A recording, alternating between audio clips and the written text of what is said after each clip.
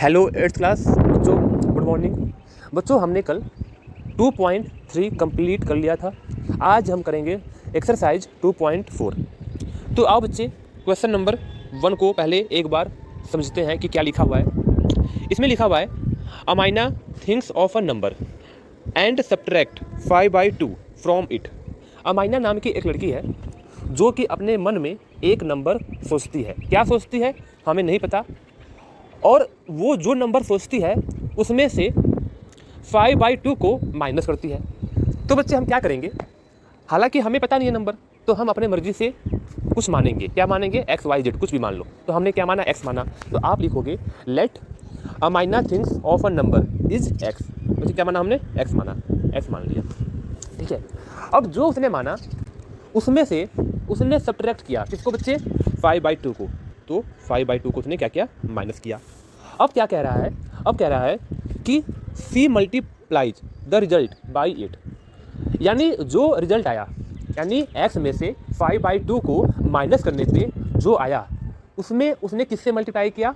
8 से मल्टीप्लाई किया, 8 से गुना कर दिया। किसके साथ? उस पूरे रिजल्ट के साथ, यानी इस पूरे रिजल्ट के साथ, ओनली एक्स के साथ नहीं और ओनली 5/2 के साथ भी नहीं, एक्स माइनस 5/2 इस पूरे के साथ किससे मल्टीप्लाई किया? 8 से मल्टीप्लाई किया। मेरी बात सुनो, x-2 क्या आंसर आएगा? आप कहोगे सर x-2 ही होगा। मैं पूछूं x+5 क्या होता है? आप कहोगे x+5 ही होता है। मैं पूछूं y+29 क्या होगा? आप कहोगे y+29 ही होगा। यानी हम एक कांस्टेंट को और एक वेरिएबल को ऐड या सब्ट्रैक्ट नहीं कर सकते। जो हमसे क्वेश्चन पूछा गया है उसका आंसर वो खुद होगा। मैं कहूँ x-1 क्या होगा, तो आप कहोगे x-1 ही होगा। ये मैंने आपको एक्सरसाइज 2.1 में समझाया था बच्चे, ठीक है। यानी मैं कहूँ x-5/2, तो इसका मीनिंग ये पूरा का पूरा रिजल्ट क्या है बच्चा? ये पूरा का पूरा यही रिजल्ट है। इसी रिजल्ट में, इसी आंसर में रिजल्ट का मीनिंग है कि x में से 5/2 माइनस करने पे जो आएगा तो क्या आएगा? ये खुद आएगा। तो इस पूरे में हमने क्या किया? हमने नहीं, अमाइना ने क्या किया बच्चे? अमाइना ने 8 से गुना कर दिया। 8 से गुना करने के बाद क्या बोल रहा है? The result now obtain is 3 times the same number see thought of. यानी हमसे कह रहा है कि ये सब करने के बाद, यानी 8 से गुना करने के बाद जो नया रिजल्ट आता है, यानी जो अब आता है आंसर, वो क्या है? वो 3 गुना ज़्यादा है। किससे ज़्यादा है? जो उसने नंबर थॉट किया था, यानी सोचा था। जो उसने नंबर सोचा था, उसने क्या सोचा? एक्स सोचा। कितना गुना इसका है बच्चे? 3 गुना है। यानी ये इक्वेशन बन गई आपकी। क्या बन गई? Equation x-5/2 multiply by 8 is equal to 3x। तो बच्चे इसे अब हम सॉल्व करेंगे। आओ इसे सॉल्व करते हुए मैं आपको दिखाता हूँ। रुको एक बार। तो बच्चे यहाँ पे आप देखें हमने क्या किया है? सॉल्व किया हुआ है। हाँ, तो जो अमाइना ने नंबर सोचा वो x सोचा, ये हमने माना। x में से 5/2 को सब्ट्रैक्ट किया, जो कि क्वेश्चन में लिखा हुआ है। क्वेश्चन में ये भी लिखा हुआ है कि इसके बाद जो आया, यानी x-5/2 करने पे जो आया, उस पूरे रिजल्ट में, उस पूरे आंसर में उसने किससे मल्टीप्लाई किया? 8 से।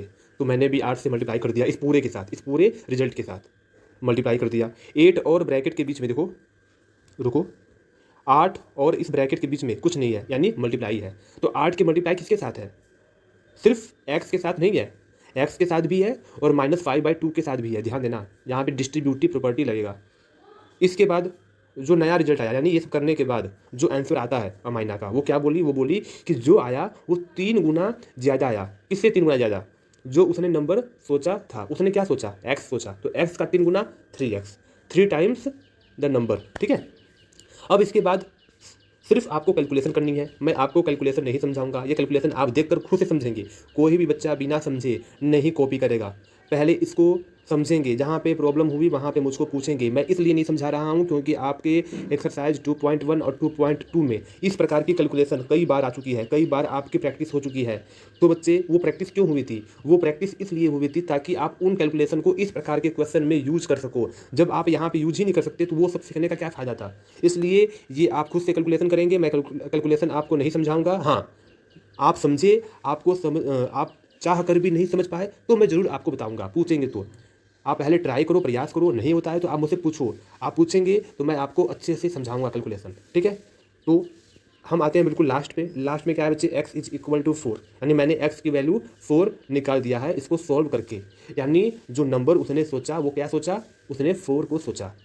हमारा आंसर क्या होगा 4। आप इसको लिखोगे द नंबर इज 4, या इसको आप ऐसे लिख सकते हो Amina thinks of a number is 4। Amina ने जो नंबर सोचा वो क्या था 4 था। तो बच्चे यहाँ पे हमारा ये क्वेश्चन कंप्लीट होता है। अब आ जाओ क्वेश्चन नंबर 2 पे।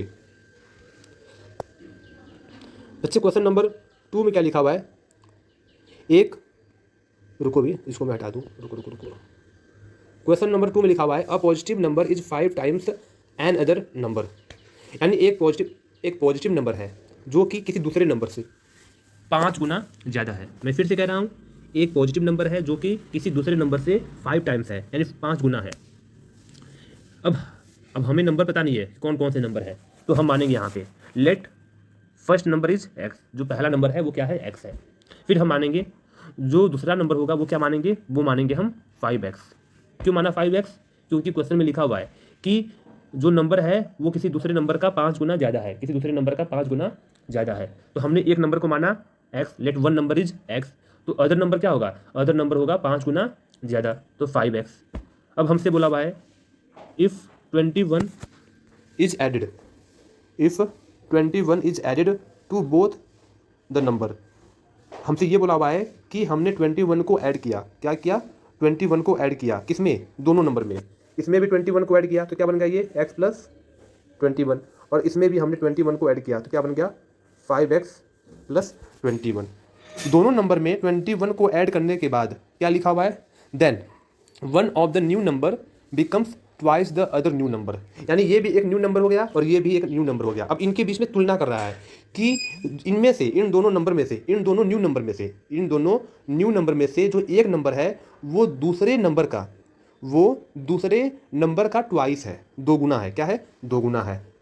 सबसे पहले ये बताओ इन दोनों में से छोटा नंबर कौन सा है, तो आपको सर ये छोटा नंबर है क्योंकि ये x प्लस 21 है, और ये क्या है, ये बड़ा नंबर, ये 5x प्लस 21 है। अब बच्चा कह रहा है कि जो बड़ा वाला नंबर है वो भी ऐसी बात है, जो बड़ा वाला नंबर होगा वो छोटे वाले से 2 गुना ज़्यादा है, क्या है, 2 गुना ज़्यादा है, यानी ये 2 टाइम्स है। अब बच्चे मैं आपसे एक बात पूछ रहा हूँ, मान लो राम और श्याम है, राम और श्याम है।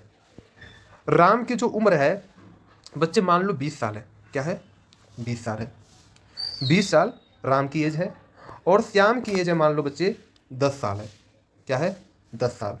मैं आपको एग्जाम्पल समझा रहा हूँ इस क्वेश्चन से हटकर। राम की एज हमने मानी 20 ईयर्स और श्याम की एज मानी हमने 10 ईयर्स।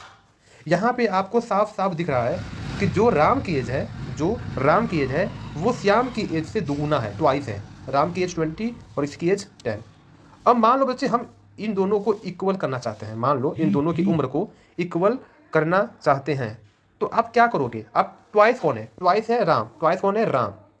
तो आप बच्चे 2 की मल्टीप्लाई किससे करोगे, राम की एज में करोगे या श्याम की एज में करोगे, तो आप कहोगे सर हम 2 की मल्टीप्लाई करेंगे श्याम की एज में, ताकि 2 गुना 10 क्या हो जाए, 20 हो जाए, और ये दोनों इक्वल हो जाए। यानी ट्वाइस कौन है, ट्वाइस तो राम है, लेकिन 2 की मल्टीप्लाई करेंगे हम श्याम में, ताकि दोनों इक्वल हो जाए। इसलिए जो ये नंबर है ये नंबर बड़ा है और ये नंबर छोटा है, और ये नंबर दोगुना है, कौन सा, 5x प्लस 21, दोगुना है, ट्वाइस है, किससे, x प्लस 21 से। तो मैं इन दोनों को इक्वल करना चाहता हूँ, क्या करना चाहता हूँ, इन दोनों नंबर को इक्वल करना चाहता हूँ। तो मैं 2 की मल्टीप्लाई किससे करूँगा, 5x प्लस 21 के साथ या x प्लस 21 के साथ। तो आप कहोगे सर ट्वाइस तो ये है कौन, 5x प्लस 21, लेकिन 2 की मल्टीप्लाई करूँगा मैं x प्लस 21 के साथ, ताकि ये दोनों क्या हो जाए, इक्वल हो जाए। जिन बच्चों ने राम और श्याम का एग्जाम्पल समझ लिया होगा उनके लिए ये क्वेश्चन आसान हो गया होगा, ठीक है। अब बच्चे मेरी बात सुनो, इसको मैं एक बार बंद कर दूं, ये बार बार मैसेज आ रहा है।